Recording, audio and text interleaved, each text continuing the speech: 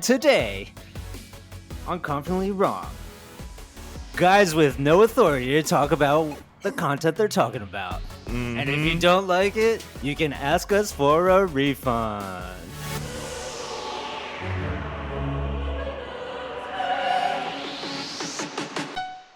Incredible! Hello, everybody. Welcome back to Confidently Wrong, your favorite podcast for nerd stuff and nerd talk. You have me, your interim host. I have replaced. I sabotaged. Maybe Wes got a little something in the mail. Maybe his food tasted a little funky. He is busy and not feeling great, and I'm here to fill in as host. Hi, I'm Savon. He is the grand usurper. Yeah. He has assumed the Iron Throne. The king of the Midwest. Oh, damn. Yeah. It's over, Wes. Big crown. It's like Wes didn't even have a crown before. He just had a mic. You gave yourself a crown. Look, Wes was feeling real confident in his home, in his castle with his family in Texas doing this thing. I was like, all right, he big dogging. Caught him slipping when he was busy with school. He got a little sick. I was like, this is my chance. So now You got to watch the throne. That's what it is. But Wes had a good reign, though. He was we'll see how I do. But yeah, we're also here with award-winning director Brian Redondo. What's cracking? That's right. I'm here. I'm here today as your hype man, really. I'm just gonna finish every sentence for you. Or say it simultaneously so it has a nice echo effect. Is that you and Wesley's relationship from growing up? Is that how y'all went? Is that how y'all operated? No. Our relationship is the exact opposite. He finishes a sentence, I give him the side eye. Oh man, I think there are actually photos of this. If there's pictures, I would pay good money for that. Yeah. Hit us up on our Patreon to see those photos, everybody. Oh yeah, if you get the Patreon going, then we can get some extra money and release that exclusive content. We're still gonna do Confidently Wrong after dark. but yeah, who needs reviews on Pacific Rim? We got it for you. Oh, good Lord. But we're here to talk about She-Hulk, a show that I have been incredibly excited for. I know some of us on the pod have had a wide range of feelings. It's been on the horizon for quite some time. Yeah, we're going to talk about the She-Hulk. 50th MCU TV show. Like, are people sleeping on this? I don't know, because it's hard for me to gauge where other people stand on MCU burnout, because I'm just a fanboy. So like I'm just operating on a different, standard. Like, you're like 124/7. You're just like, no matter, like when it comes out, I'm gonna watch it every week. Like even if, like I wasn't crazy about Loki, but I still watched every episode every week. I was like, I'm here for still your worst take. You just completely like incriminated your credibility on this show. Yeah, a lot of people do not like that take. Like that is one of my more unpopular takes. But hey, you're the king now, man. So yeah, so I can do what I want. Do what you please. But reign as you will. But yeah, we're gonna talk She-Hulk today. Episode 1. It's gonna be a 9-episode series, by the way, people. So it's gonna be running until October 13th. So we'll probably maybe revisit this maybe once towards the end. I don't know. There's a lot of stuff coming out these next couple months. So yeah, sequel of this episode on Halloween. That'd be great. Actually, that's not a bad idea. But yeah, I can't wait to see your She-Hulk costume. Oh yeah, come on! You already know. I'm already working on just getting those gains. Yeah, already on that new diet plan. Just pack some muscle. You got like 3 months to guzzle like protein whey every day. Oh yeah, all I'm drinking is just Ensure and eating peanuts. Oh my god! But yes, She-Hulk episode 1 came out. We got to get some just backstory, get the ball rolling.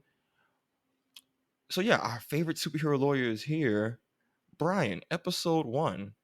What were just some of your first impressions, thoughts? How'd you feel about it? I mean, to be honest with you, I have also been delightfully curious about this show.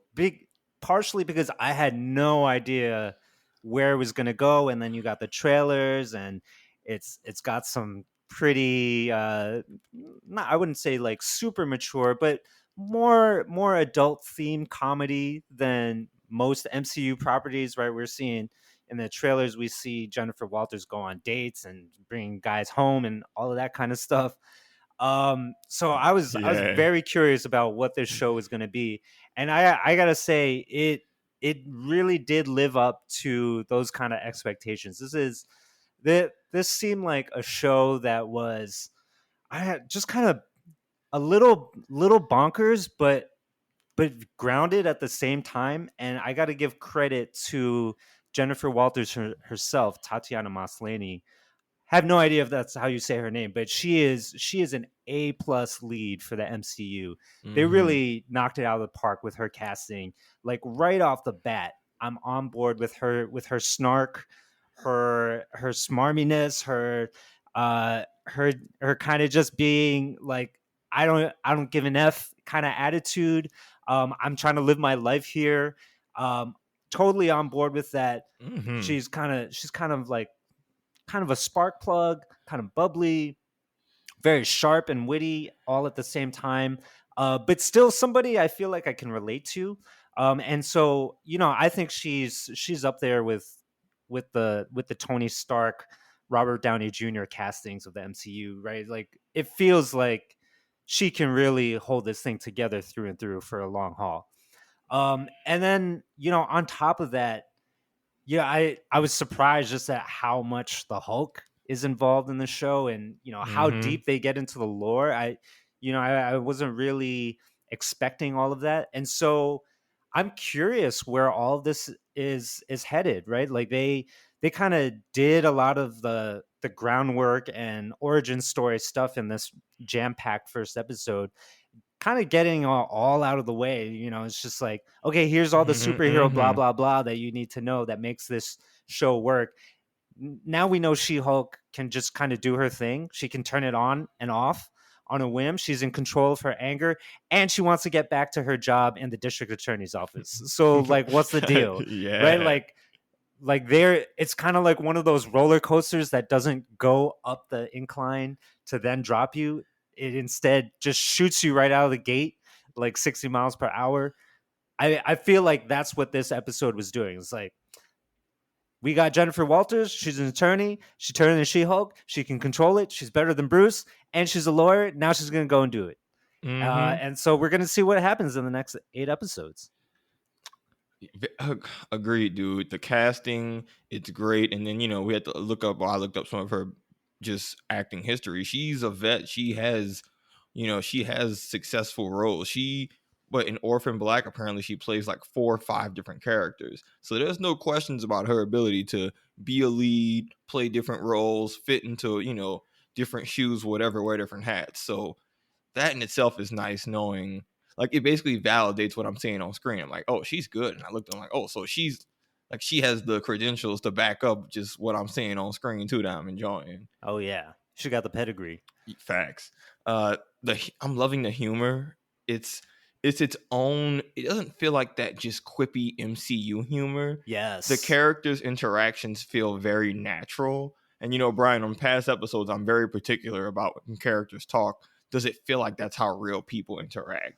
Are people monologuing or are they having a conversation? And just specifically, just I'm so sold on just having Bruce and Jen in the first episode road tripping cousins. That relationship felt so real to me. As someone with cousins, even ones who I don't get to see often, it's a it felt very natural. Oh, Just the yeah. trash talking, the picking Yeah. at them, like I have a little cousin who now she's like I guess 21, but it's just weird to see how our relationship has developed. It's like, okay, I don't see her for huge stretches of time. The moment I see her, we're talking trash. I'm messing with her over XYZ. She has her little snide remarks and jokes, and we pick up right where we left off, right? And I think that's a lot of what cousin relationships look like. So seeing those two just, I don't know, it just put it made me feel good the way Miss Marvel made me feel good with Kamala's family. I just love the MCU having characters just interact like people. Oh, totally. It's like real warmth on screen, Yeah, right? genuinely. I was like, oh, this is so sweet. Look at him. I mean, obviously the car crash, her turning into a Hulk part,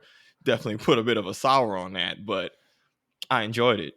Again, to your point, love that we just got the exposition set up out the way.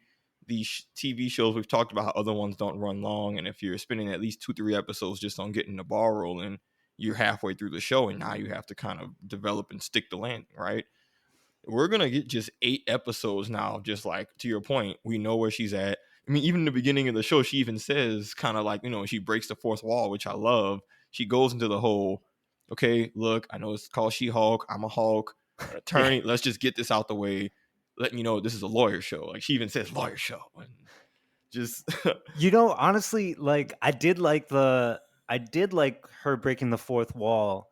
I actually wish, to my surprise, I wish it happened more often. it's gonna happen more. That's one of her signature things in the comics, is explicitly breaking the fourth wall. Like there's a whole bit where her and Bruce are talking and she's breaking the fourth wall actively, and Bruce is like, dude, what are you talking about? There's no one here. So they're Yeah. gonna lean Yeah. into this. I 100% believe they're gonna lean into the fourth wall breaks more because it's a signature part of She-Hulk's character, and clearly they have a lot of creative freedom with this show. Like they really called, like people say, oh, this is a dick move, but multiple times. That car conversation about Steve's virginity went on.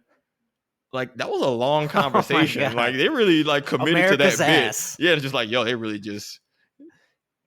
gonna land, they're gonna go with this. Hulk and her just binge drinking and just getting lit because they're Hulks. It's a I mean, Disney Plus show, but it's not a Disney Plus show. the end credit scene when she was like, Captain America. Fuck. Goated. Oh my god. So That's definitely going to be part of Confidently Wrong After Dark. it was amazing. But yeah, I think we both can agree the first episode seems to have gotten a lot of important things out the way. The characters and dialogue, it felt good. You feel bought into the character. I know Wes doesn't 100% agree with that. Oh, Wes will just have to Wes. be wrong. I mean, there are reasons why there was a mutiny under his watch. Facts.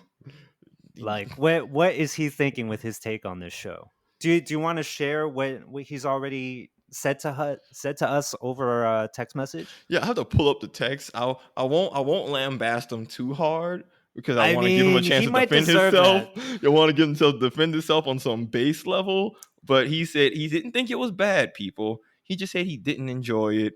He doesn't find the lead particularly interesting. Not Oh a my big fan god. of not a big fan of Bruce, too much of him, and he said no actual struggle/conflict. Now, I think those are just objectively false statements. Audience, y'all have your own eyes and ears and can make your own opinions. Y'all can let us know in the comments or in a DM on the page if Wes is tripping or not. His opinion is objectively bad. Yeah, that's an ice cold take. Maybe that's his equivalent of my Loki take. Oh my god. Put those both in the corner. Time out them joints. But speaking of Bruce, we got a lot of screen time with Bruce in this episode to catch up on his arc. Obviously, he's a key part of the She-Hulk character creation to begin with, but we spent a lot of time with Smart Hulk. How did you feel about the time we got to spend with him, Ryan? Wes, how could you not like spending time with Smart Hulk? Like, isn't Smart Hulk like one of the best characters we've had in the MCU? Like, Do you like Smart Hulk? I mean, I like Hulk generally. I like Bruce Banner. You actually, the more that Smart Hulk was on screen, though, interestingly enough, I felt like, oh, I kind of miss when Hulk was off the reservation. It's just like, I shouldn't say off the reservation, but he was like that's no bueno. He was like really volatile before. I kind of miss that Dr. Jekyll and Mr. Hyde dynamic. It really, led to a lot of tense moments and a lot of volatility that you couldn't prepare for in the MCU, which I did like. However, I will say, I've always liked Mark Ruffalo's portrayal of Bruce Banner, right? He's like one of those castings that's perfect for this. I like him more than Edward Norton. Oh yeah, MCU got it wrong for a while. So Mark Ruffalo, slotted in perfect. So I'm glad to see Smart Hulk kind of doing his thing, eating hot Cheetos with chopsticks. Like that that is all great. And be able to banter off of his cousin Jennifer Walters. And by doing so, clue us into what's been going on with Smart Hulk. Right? Because we've seen multiple iterations of him. You know, when he shows up in Endgame, and then Mm-hmm. when he shows up again in Shang-Chi, we're like, oh, well, okay, so he's Smart Hulk in Endgame. He's in Yeah, Bruce because he was a Banner dude form in in that. Yeah, we talked Shang-Chi, about that. where Mm-hmm. wearing the arm cast. So like it Mm-hmm. raised a lot of questions, and they're able to he's able to go into what happened, right? Like, oh, we know that during the blip, him and Tony built this secluded super lab for him to work on himself, right? Mm-hmm. He did his homework, and got to the point where he could control both halves of his psyche and his personhood. Mm-hmm. um what I didn't like about this, though, was that a lot of it felt like a lot of it felt like a lot of superhero yada yada yada yada, right? Like they were kind of like this, and okay, now let's go back to our training, right? So Oh, it's your blood, the whole thing, the little saw thing, that little yeah, bit. yeah, yeah. Like, Yeah, I mean, I would, yeah, that's I would fair. of course much rather have seen that unfold on screen. And same thing with, Oh, you know, you wanted to see more of that. a little bit, yeah. I Interesting. mean, I thought you said when you just say yada yada, you meant like, oh, I don't want to hear this. Let's get to something either, else. yeah, yeah. Either we like get to it right in a more earned way, right, Mm-hmm. or we see it unfold and transpire on screen, right? One or the other. This wave kind of felt like we need to explain these things, so we're going to throw it into the dialogue and handle it that way. And that was especially true of like just thinking about the creation of the super lab, the time with Tony, and um, the way that, because the MCU has set up these questions in our minds, right? Like, Mm-hmm. That they what's have to going answer on with down the Smart line. Hulk, right? Right, and like you kind of expect a better answer than just getting, here are the straight facts, and now you're caught up, right? So that, to me, that was a little underwhelming, a little, it was just too convenient. um Mm. but on the flip side of I liked it that, for pacing purposes. Personally, like, I get what you're saying. I'm glad that they didn't just spin forever. It was like, hey, I was in the lab. We did what we had to do. This is where it happened.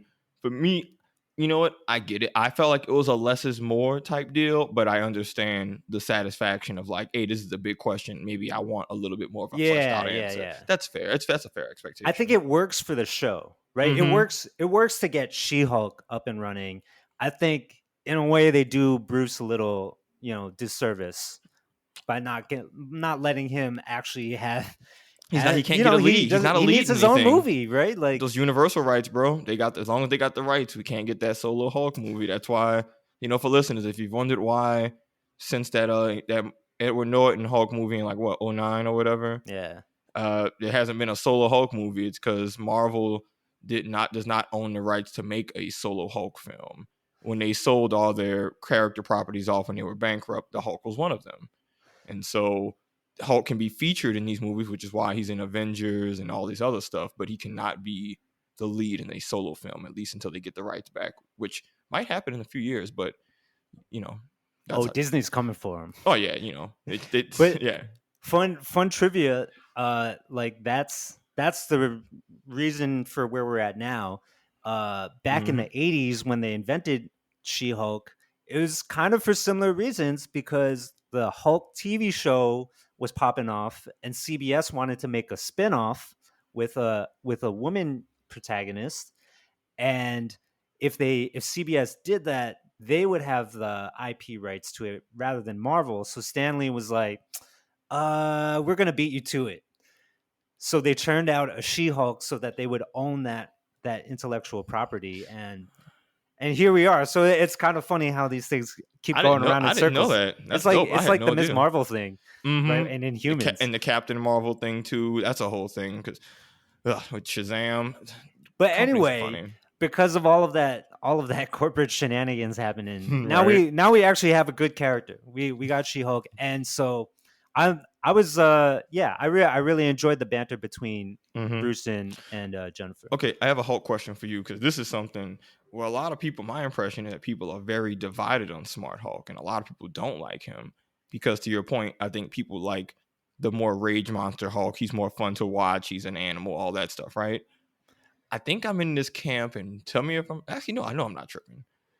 I feel like people who want smart Hulk to go back to the wild, destructive Hulk are the people who prefer Ron Artest before he became Meta World Peace. And it's like, yeah, this might be a little bit more entertaining to watch on screen, but objectively, this is a worse situation for this person and everybody close to this person. And for the sake of their like arc and character development, we have to leave this behind. Yeah. The Hulk was been doing this stuff 15 years ago.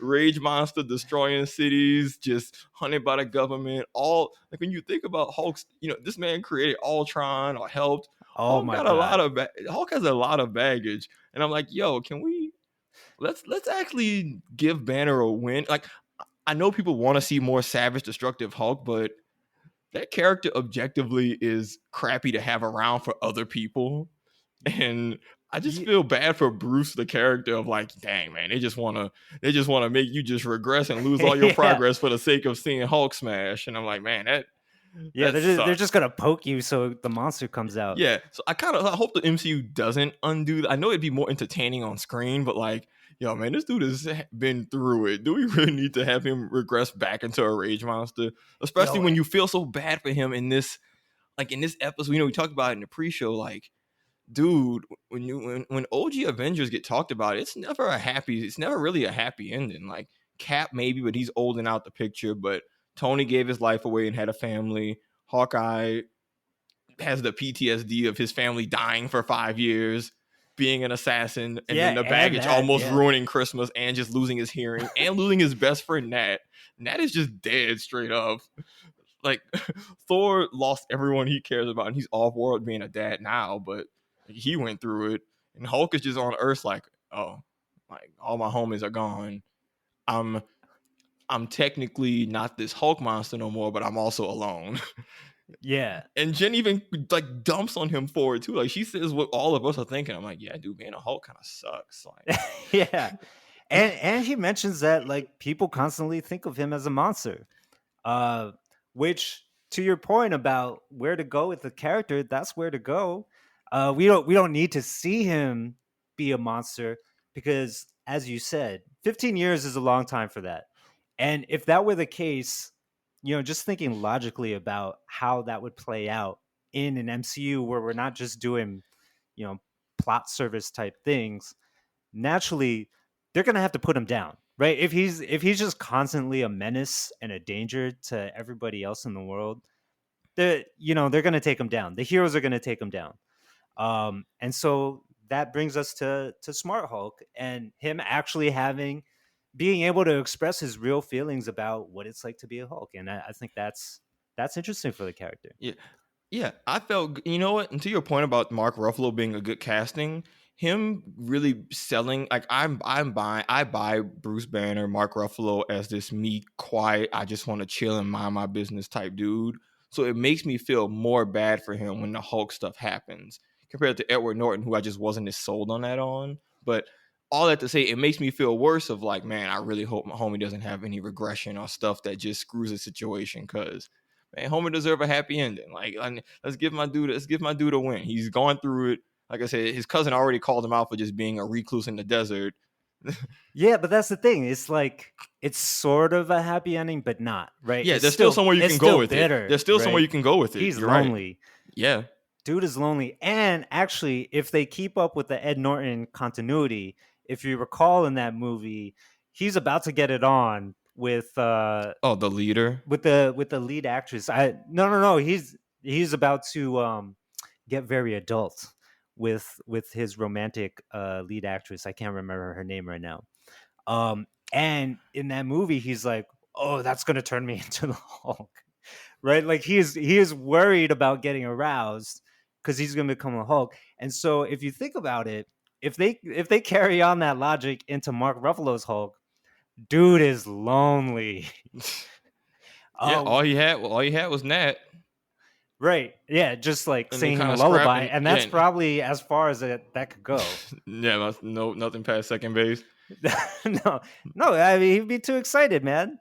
That Yeah. anxiety induces some strain on him. Yeah, being a Hulk sucks, people. But we know that Jennifer can control her rage and those urges. And we know for a fact from the trailer that she's going to go on some dates Mm-hmm. in She-Hulk form. It looks like. Mm-hmm. So we'll see what happens there. Also, feel bad for Bruce in that. Oh, he had this whole book to help his cousin, and she's clearly just like, "Yo, I don't need this." Yeah. Just Yeah, turns out she's just much more well adjusted outside of just the Hulk stuff, and that also makes it easier to be a Hulk. Turns out, Bruce, you had a lot more going on outside of just being a Hulk. Savon, look forward to when your younger cousin shows up on your doorstep and is the better version of you. Yo, so this is that. So this is actually really funny because that same cousin I mentioned earlier, the one who's 21, I 100% like my grandma. When we're like talking trash, she will 100% say because we were both, I guess, the bookish smart ones. Mm-hmm. There are many ways where I would consider her a. There are definitely things that she has done that are mistakes I made that she has not, and I'm like, you're gonna benefit from not having this f up that I did, but it's good because I was the oldest of the grandchildren, so like I'm out the gates first. I'm gonna be the one like, hey, if you finally mess up, learn from me. That being said, I think I have other skills that I don't feel bad about. You know what? He's Very still working on them. Look, He's got it's the very ninja skills. it's very Bruce Jen in that there's certain areas I'm like, dang, you're ahead of the curve on me. But then also Bruce has stuff where it's like, yeah, all right, I still got you in this, so I don't feel too bad. Sometimes you got to launch the boulder into the stratosphere just Yeah, to just to make a point. in which I won't pretend that when we're at family gatherings and we're like playing cards or playing Jeopardy, I won't pretend I don't do exactly that. Like, there's a reason I really love that Jen Bruce relationship. It actually parallels one of my little cousin Kennedy quite a bit, which is actually hysterical. Savon's like, why don't we play this game that I know I'm the best at so I can show you all how good I am? No, as a family, we do. No, she likes to play Jeopardy. We all play Jeopardy as a family. I'm just built different. Like I just know more than her about Jeopardy stuff. She just can't take the L. It's okay. She's Not good. gonna She has her question it. skills. I believe you. She has her talent. She's great. Uh, so a big thing that was a big point of talking points and criticism when the show's trailers came out were the CGI. Now, in some cases, people said that it was rushed. In other cases, it was they needed time to brush it up. In some articles I read, it was even on YouTube, the compression settings actually messes with how certain colors show up, and that can make some of the green in particular look worse. I don't know enough about visual effects to argue that. Okay, cool, Brian, you know more than me. But yeah, how do you feel about the CGI? When it's all said and done, we got to see She-Hulk move, fight, be on screen, talk, do a wide range of things. How did you feel about seeing this big 6'7" green woman on screen do her thing? Well, in the trailers, the first one at least, I was one of those people who was like, "Well, uh-oh, this might look kind of bad." Pleasantly surprised when I got to the full show. I mean, you're right. Like we are in the car with Smart Hulk immediately, and he looks just as good as he always does throughout the MCU properties. Actually, maybe even slightly better. We were kind of talking about this in the pre-show that every iteration of Hulk we get, he's looking more and more realistic. And they integrate more of Mark Ruffalo's face into the Hulk design too. And then definitely with Smart Hulk, they really leaned into let's make it Mark's face as full, let's transpose as much of that into the Hulk form as we can. Which exactly. Which I like. So when Jennifer does her transformation and we get CGI She-Hulk, I didn't think it was that bad. Like I thought she looked how she's supposed to look as She-Hulk, right? But what I did the design realize was good. What I realized, the just like the mechanics of CGI. There was no loss in quality, right? Like I think especially for a TV show, right? With all the Star Wars TV shows and the MCU TV shows, I think the level of technical quality is so high that for the most part, it feels really on par with the blockbuster movies. For the most part, the things that I nitpick at more is just the locations and where they're shooting and how some of that can look cheap, Yeah, where they're saving on budget in those line items. But in terms of the CGI, still quality. The thing that I think that people are actually having a problem with is is She-Hulk's look, right? And how that makes her green skin look. And Mm-hmm. so I think it's actually not a lack of technical ability, but a flaw in the design, because She-Hulk, like Jennifer Walters, Tatiana Maslany, she's got smooth skin. She Mm-hmm. she has like almost no blemishes on her face. So when she transforms and they maintain that blemish-free face that is now all green, it's going to look a little awkward, right? Because your brain can't process something like that. It's already not real in your mind, and then the lack of just Exactly. facial blemishes in a CGI context looks less real. Yeah, she has so much less texture on her face than Bruce Banner's Hulk, right? He's got stubble, he's got Gray wrinkles, hairs, gray hairs, like just lots of grizzled looks, furrowed just brows. wrinkles, just from Um age and life. Meanwhile, we have a very peppy She-Hulk who looks like she's living her best life. She's got muscle contours, but there's not that other level of texture to really add to her to to show the complexities of look at the all the technical things we can do with the CGI. She doesn't have that benefit. So, I think from a design standpoint, we can't it's hard for us as an audience to absorb it. Yeah, we talked about this. Like, just not being hairy goes a long way. Like for Yeah. Bruce, even if you show his arms, they're super hairy. That just lets you hide a little bit of the parts that your brain knows aren't real. And Yeah. that kind of like the little hairs makes your brain, it sells it to your brain a little bit more of, yeah, this is this green thing, but there's a bunch of tiny micro bits that I'm processing that make it more real.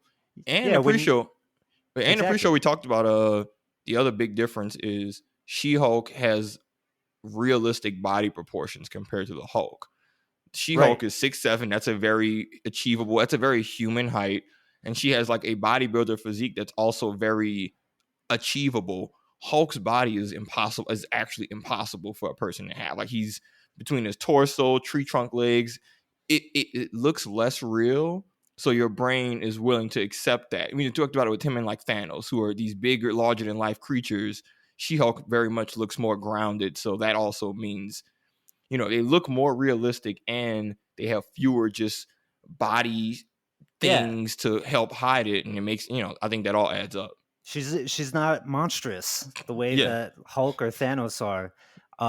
And yeah, she could totally be a She's not real wearing person in the real armor. world without the green. Hmm. Uh, if she's not playing center for the New York Liberty by the end of the series, I'm out. Right? Like, The Phoenix Mercury needed. They just lost one of their people, had a yeah. Achilles tear. I'm like, yo, come on, the league needs you because you still got a job. Yeah, exactly. She's clearly capable of multitasking. Uh-huh. The thing that was actually more bothersome than all of the other critiques that she's getting is just the logic behind her clothes. One, that I Heart Mexico T-shirt looks pretty pristine. After she grows into Hulk, and also even worse than that, why does her hair get relaxed when she's She-Hulk? She's got like this like lovely like bushy curly hair as Jennifer Walters, but then when she's She-Hulk, it's suddenly like long and flowy and like closer borderline straight. Like, come on, like let her have her hair. Like, her hair should be her hair, right? Yeah, curly hair. I guess maybe that's. I don't know. I mean, clearly that was an intentional design choice. Maybe they just thought the curly hair wouldn't look as good on this giant She-Hulk. I don't know, but I think they're just trying to make her look like the comic. yeah, I Period. think yeah. Yeah. Because in the comic she has that. That's the style of hair she has. They were pretty Yeah. committed to that. You know what, Brian? This is what I felt about the CGI, and I'm realizing this as I get older and I just watch more stuff. I don't care about CGI that much. Like, not to say that I don't want some base quality and I don't have some expectations, but I'm starting to feel like a lot of people who want to criticize the CGI. And I'm not saying that She-Hulk is an exception, but across in general, it feels more like it's just something people want to attack than something that actually took away from their enjoyment of the movie. We've had so many old movies that are classics where the CGI is good, not great, and that's really just Or throughout flat out history. bad. Yeah, all flat out bad, and like outside of just being egregiously awful, I really don't think most CGI matters to me that much. Like, I appreciate something like Avatar that pushes the limits, but something that's average or even slightly below average doesn't really mean anything to me, because especially in the context of things I know that can't exist in real life, right? So for a movie like Doctor Strange, I'm not gonna be too hyper critical of CGI stuff, because I know these things would never be able to exist. So what you can get is what you can get, as long as it as long as it doesn't just totally break your suspension of disbelief. But when I was watching She-Hulk, you're right, it's not perfect, but there's no such thing as a giant 6'7" green woman. There's no real life reference for that. I'm gonna find So one. so I mean, if she's out there, holla at your boy. But like, Oh damn, I'm kidding. damn. No. We But know Savon's taste. hey, the tall women he love. But point is, She-Hulk being on screen never took me out of the show or felt distracting, and I didn't feel like I was going into the show looking for that to nitpick. So I'm good. That's all that's all that matters. As long as I look at it and I don't feel like it's just taking me out the show, and that never happened. Like, what else do you want? You want practical? Like, Yeah. like I which? mean, can we get practical? Let's go back to the Lou Ferrigno days. Good lord. Let's actually hire a WNBA center and paint her green. Hey, I mean, Gamora's green, Gamora is green. but Yeah, she's but she's not also a giant. an alien. Yeah, she's also not like 6'7" and have like that alone would change just how that would sell on screen. I mean, basically, we would end up with Boban Bogdanovich in a bad '80s long hair wig, painted green. That is But, not like, that is not the image I needed, bro. That is disgusting. that could be the She-Hulk we deserve. That might be. If you have to get Boban Marjanovic to play She-Hulk, I have so many issues. The point is, the CGI was fine. If you're that bothered by CGI stuff, then you probably just sit and watch stuff with special effects, because none of it's real. I don't know what to tell you. And this show is not about that, right? Yeah. This show is not about the CGI glitz and glamour. I need jokes. Yeah. And I was laughing. This is all about comedy. And actually, even more than comedy, I think it's about her character, right? Like, so I drew a difference between this show and Thor: Love and Thunder, which I wasn't too up on, because that movie is like all jokes, and kind of like lacking the main character's heart to really, pull us through all of that. Whereas I think there was no balance, right? Like, Jen has moments where she's super serious, and then she has moments where she's absolutely just being a joke, like when she's stomping around doing the Hulk smash thing and all that. Totally. Like she, but she's doing that out of character, right? She has tact, like like most human beings. She's a real human. Exactly. Yeah, she feels like an actual person. Thor is like less than a one-dimensional character. Yeah, now. He's an actual comic book character. He's like a parody. Thor in Love and Thunder is a parody of himself from Thor Ragnarok. Yeah, it's like a copy of a copy of a copy. Can't be good as the original. But yeah, Jennifer Walters feels like Jennifer Walters, and I appreciate that. And so I think this show does a good balance of those things. Mm-hmm.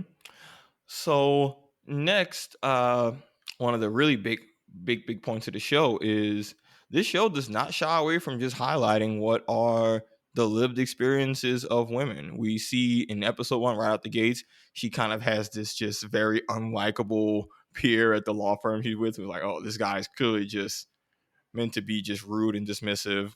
And again, there's real people out there like this. I've worked with people like this. The cat calling outside the bar, her being in the bathroom and just getting swarmed by all these women looking out for her after she hulks out the first time. Her just having that entire thing with Bruce about controlling her emotions and having to do it just on a day-to-day basis. Obviously something that maybe some audiences might be divisive on, but Brian, what were your thoughts on that? As two dudes in this podcast talking about the experiences of women. What do you think about this show's Let me tell you about women. Of that? I want to explain to you how women live. Yeah, why don't you mansplain women to me, dog? I'm not going to speak for women, but I can speak from my personal experience as a slimy man who's always trying my hardest to rein it in.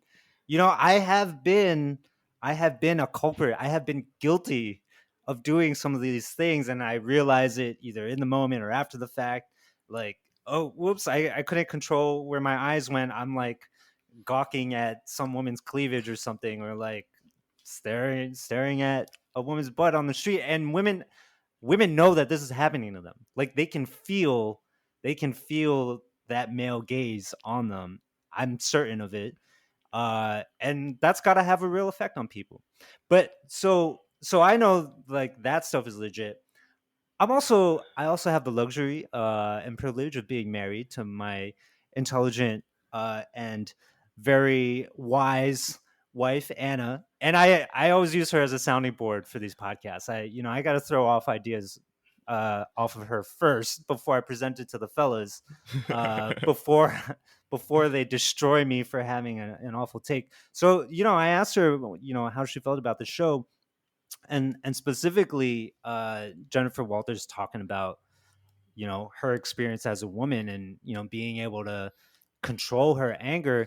And I think Anna's response was basically like, well, it's on the nose. It was kind of on the nose, but it's real. Like that's totally real.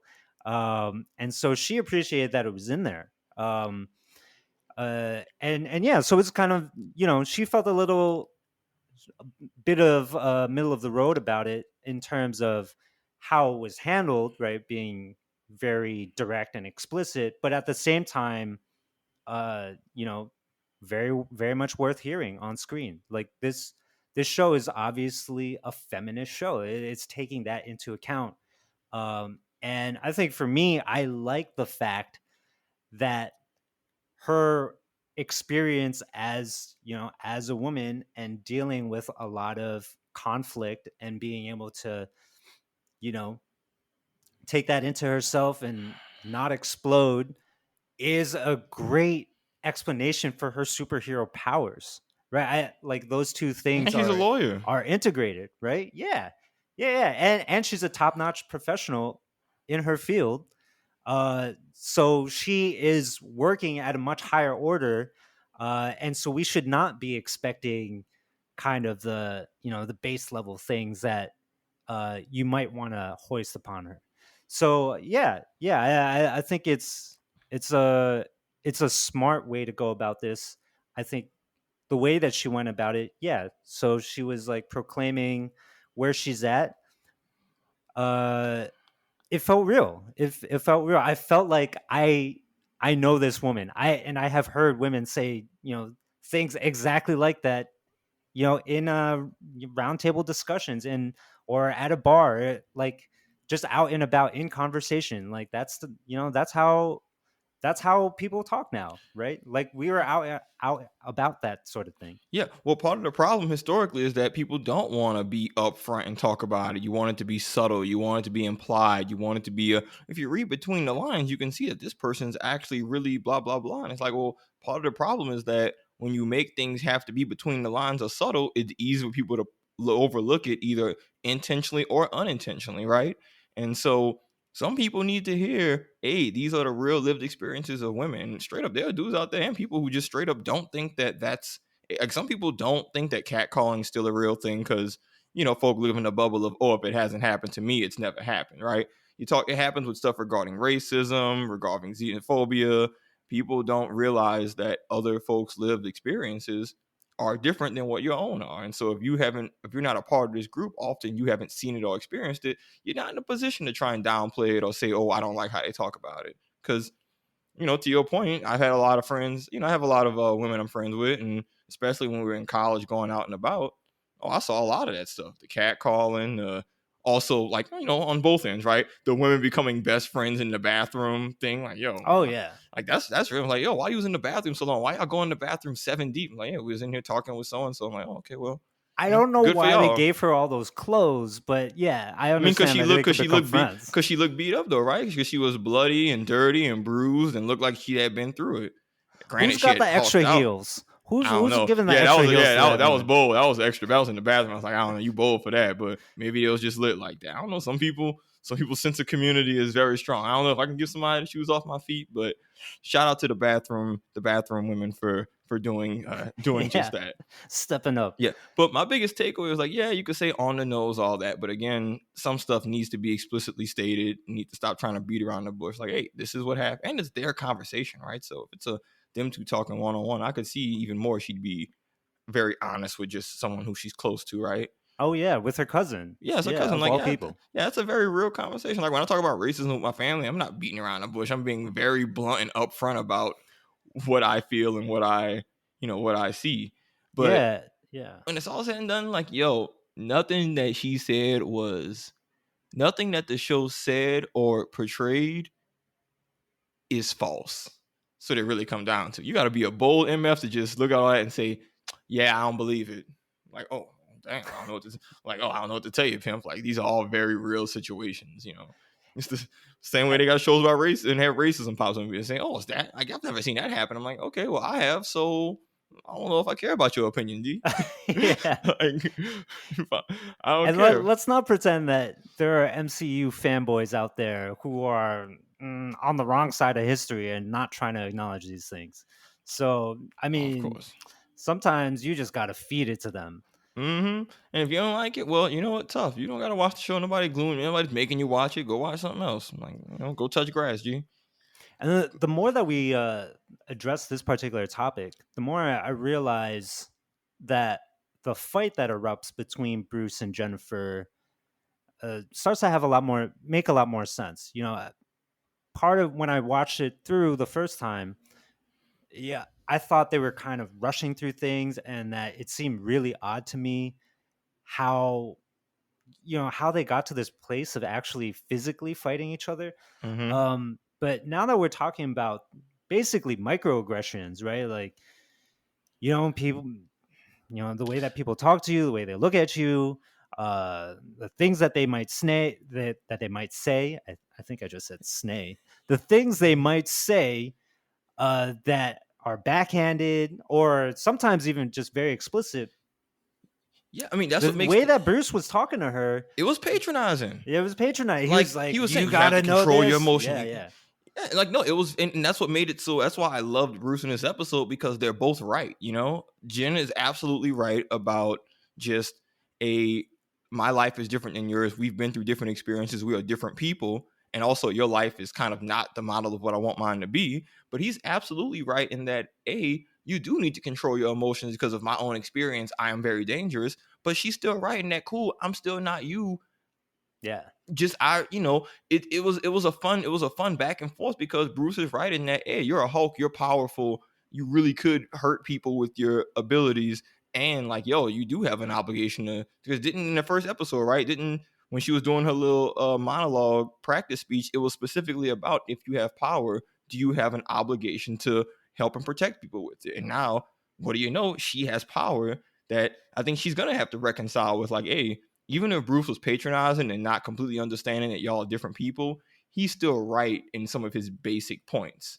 So, Yes. I mean, that's why I enjoyed the fight, because I didn't know who to cheer for. I was like, yo, Bruce is right, but if I was Jennifer, I'll be doing exactly what she's doing. Like, after this, I got work tomorrow. Yeah. Like, I got a career that I like. She's trying to be district attorney. Yeah, I'm like, yo, I got like, he's talking about the student loans. I'm like, yo, I felt that. Like, yo, I feel that, yo.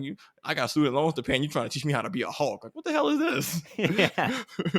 Sally Mae gonna be calling like, next week. I got payments to make. What the hell? Yeah, they don't want green skin. They want green money. Like, they going green bills. What, you heard me? But okay, but I agree now. Thinking about it, there were a lot of, it was good interactions like that, right? That's the best type of character dialogue, when there's no right or wrong immediate person. That both people have valid points, and no one walked away being wrong. Sure. And her reckoning with this idea of having the responsibility to be a hero, right? I think that's going to be a key thing that she's going to be wrestling with the rest of the season, I'm sure. Absolutely. That's going to be the conflict of the show. Helping people as a lawyer, helping people as a thing. Bruce said it, like, he still made a good point. Trying to avoid these two halves of yourself isn't going to work. Just because she doesn't have another personality don't mean that he ain't right. So, Wes, there is clearly a conflict in this series. It wasn't just resolved. Mm-hmm. And reminder, you're wrong. Confidently. All right, so getting ready to wrap it up. Just we got to see episode 1, the setup. We talked about just a lot of what happened. What do you expect? What are you looking forward to / want to see the rest of the season? We got a lot of the setup out the way, so we just got 8 episodes now of just She-Hulk. What are you looking for? What are you wanting to see? Yeah, I didn't even know it was going to be a 9-episode series. I Yeah, thought we were getting ready for another thing where they just crammed too much into 6. So the with episodes 8 are more shorter coming, though. They're like 30 minutes. which makes sense for a comedy, Yeah, right? I'm fine with So it. with 8 more episodes coming, and the subtitle of this show is She-Hulk. Well, Attorney at law. attorney at law, right? So I fully expect that moniker to be earned during the next several episodes.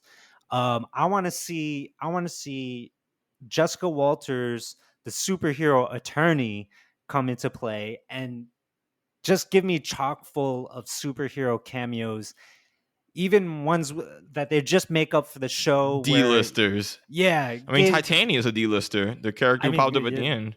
pretty much. Shout out to Jamila Jamila. I want to see more from her. Oh, she's gonna be From The amazing, Good dude. Place. Like, she's fantastic That cheesy actress. flying kick, bro. It went so camp.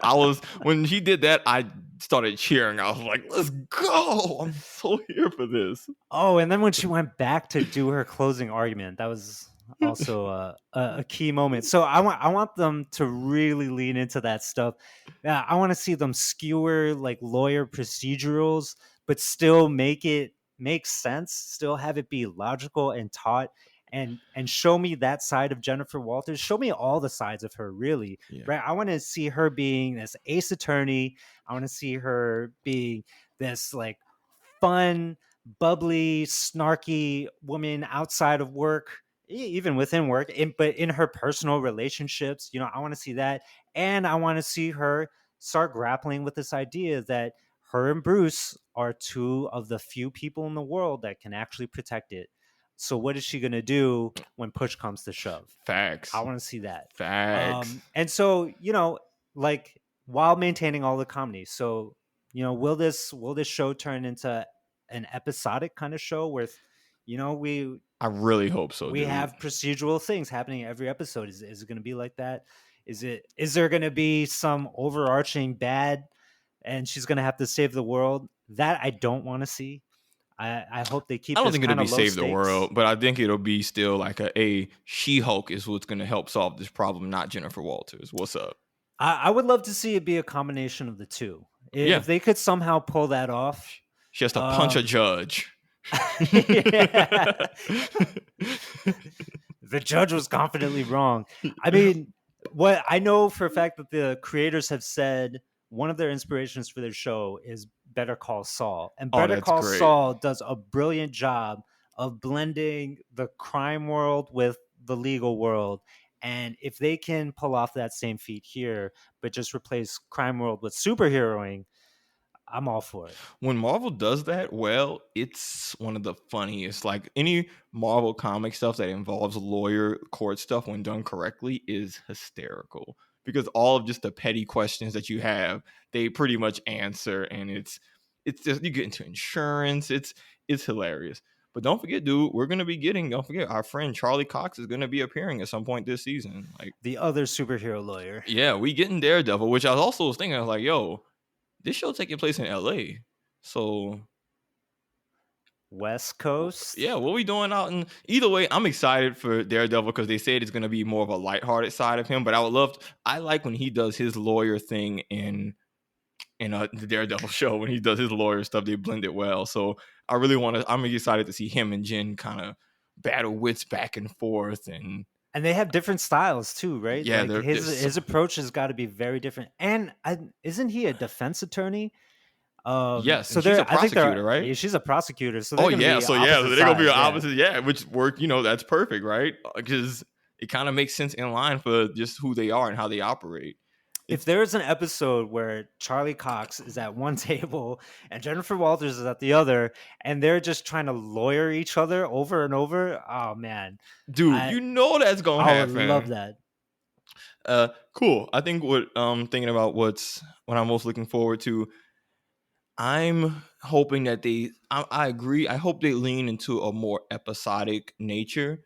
I don't think a show like this is one that I think works best where you have maybe an overarching conflict, but the overarching conflict is still secondary to primary day-to-day slice of life stuff that happens for She-Hulk. So like I would genuinely enjoy an episode that's just about her doing the dating stuff. Like I think 30 minutes of just that as the joke and then maybe some background stuff for the larger conflict. I want that. Or, Yes. an episode about her just trying to get clothes and just the logistics of that and having to get a tailor or get nice. Like, I could watch a whole episode just about that. And if we're getting 8 more, I really hope we just get, hey, here's She-Hulk just doing She-Hulk stuff and Jennifer stuff, and this is just what it looks like. Because in the pre-show, we said, she's probably one of the MCU's more well-adjusted characters. Seems to have at least decent family relationships, has a career, isn't just bogged down by trauma and grief from a lifetime of just superheroing and doing God knows what. Didn't Yeah, have she's their not out for parents murdered. revenge. Yeah, they're not Yeah. out for revenge. Didn't have their parents at a building that was bombed or murdered by a Russian assassin or get lost in time and lose everyone or be a Russian government ninja who was Oh my all god. the crappy stuff that happens to literally Yeah. everybody in the MCU.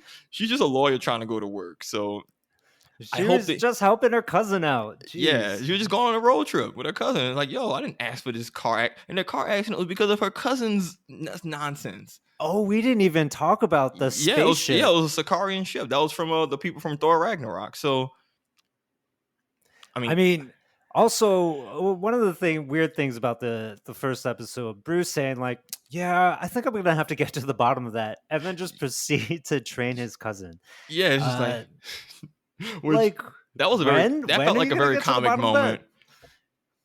There's gonna be Yeah. some Hulk. I mean, that also mean we might be setting up some more Hulk content down the line.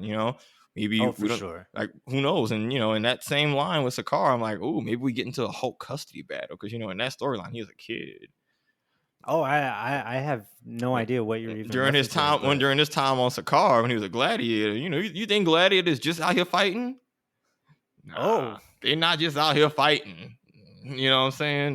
There's a duality. So maybe we get some of that where he has a child that comes back. I don't know. This is just spitballing from comic stuff. Either way, as long as they keep the humor and keep the episodes kind of self-contained a little bit, I have very high hopes for this show. But I already was a fan of the character, and I already feel like they've done her justice really well. So this is gonna be probably one of my favorite Disney Plus Marvel shows. yeah. I gotta say, with the past 3 MCU TV shows, so we have She-Hulk, Ms. Marvel, and Moon Knight, that are all very heavily new character driven, right? Mm-hmm. New superhero, new protagonist, new main actor, lead actor. Uh, they've done a really incredible job, just Mm-hmm. casting, and despite the flaws of those 2 previous shows, despite the flaws of the this first episode that we get of She-Hulk, it's really these lead actors who are pulling us through and making me want to tune in every Mm-hmm. single week. And yeah, I'm looking forward to this one. Yeah, that's fair. It's easy to make fun of Marvel for the spectacle, the production, all that, but it really is the actors who are doing the heavy lifting. I was like, yo, if this is the actor I wasn't bought into or sold on, I would not watch this. Yeah, yeah, Like for straight up. sure. That's hard. All right. Cool. This is fun. I'm looking forward to more She-Hulk. Looking forward to having Wes back so we can just continue to harass him, listeners, as But always. King Savon, long may he reign. There's maybe a short reign. Maybe I may be the new host. We'll see. I wonder if Wes will edit something. I wonder what he'll put in for the little pre-show for this. Oh, We that'll be already funny. did it for him. Yeah, we did it for him, so we'll see. So y'all don't let him censor me. But otherwise, keep following us on our socials. I try to keep posting content when I can. I encourage y'all to engage, send messages. I read them. They're always fun. I enjoy engaging with our lovely audience. And yeah, if you have opinions about some of Wes's takes, I also encourage you to shoot them to me so I can post them in the group chat. Yeah, let us know how bad you think they are so that we can remind Wes. But yeah, just pipeline stuff. We have more She-Hulk coming down the line. That new HBO series House of Dragon is going to be starting up tomorrow as of now when we're recording. So we're going to have some fun stuff coming out for y'all soon. But again, shows that y'all like that we should discuss, because the Marvel stuff, we got that on lock. Other stuff, please let us know and we'll try and, get that on here. Hey, Olivia Cho, a friend of the show, uh, Olivia Chow, sorry, has requested that we watch F Boy Island Oh my just God. for the heck of it because she wants our take on it. We'll see. We'll Okay. see. I mean, all my friends in relationships basically watch that. I know people who watch that show, so maybe I could give it I'll hate watch it. Cool. Well, appreciate y'all listening. Wes, can't wait to have you back. Otherwise, we are out this thing. Peace, y'all. Bye bye.